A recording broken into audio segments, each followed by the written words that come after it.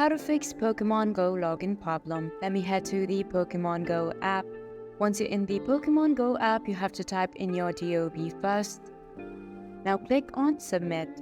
For you to log in, you have to click on Returning Player. You also have the option to sign in with your Facebook and your Google ID.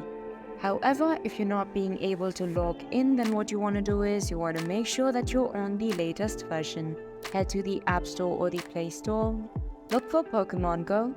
Then if you see an update button here, go ahead and do that. Now again, try logging into your Pokemon Go account. However, if that is still not working out for you, then you might want to check if you have a stable Wi-Fi. Despite trying all of these solutions, if it still doesn't work out, then head to your phone settings. You want to go to Apps. Here you want to look for Pokemon Go. You want to force stop this app. You can also try uninstalling Pokemon Go and reinstalling it to your device. Hope I was able to help you out.